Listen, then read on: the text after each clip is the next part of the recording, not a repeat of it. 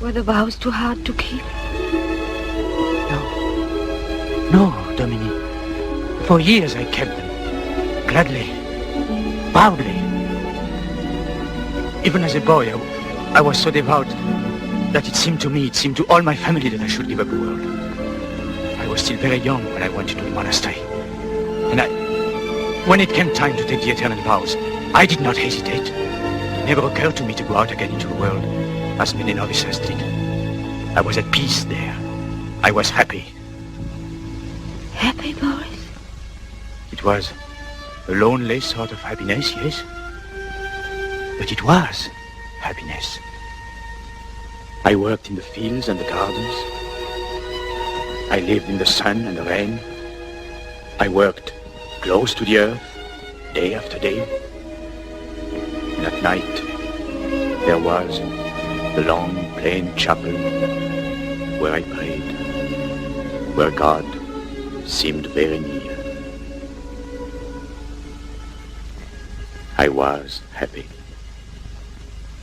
What could have happened to take all that away from you? When the old abbé died, the new abbé put me in charge of the little hotelry where visitors are received. He released me from the vow of silence. For the first time in years, I saw and talked with people from the world. For the first time since I was a child, I listened to the voices of women. One day, a man came to the monastery. His face was full of bitterness and despair. He told me of the woman who was the cause of his agony. Day after day, he poured out the story to me. The story of her beauty and his love for her. I was horrified. To me, it seemed unclean. But I listened, Dominique. I listened, thinking I might be able to help him. Then, one day, the woman came to the monastery, seeking him out. I saw them rush into each other's arms. Their faces were the faces of angels. At night, alone in my cell, I began to think of what I had seen. I was confused and troubled.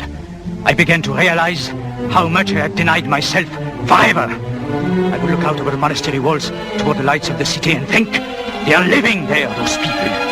Living.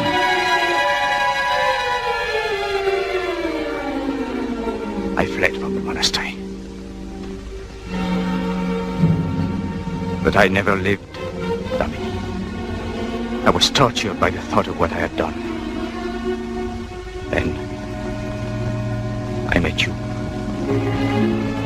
Why was I given this love for you?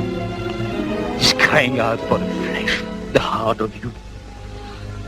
Why did I have to do this to you, Dominique? I don't know, Boris. I don't know.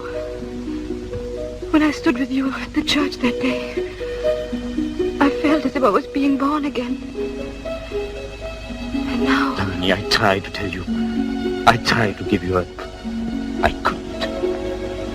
Dominique, what are we going to do? What? I don't know. But this I do know. No one is bad who loves. God will not punish us. If we can trust him to show us the way.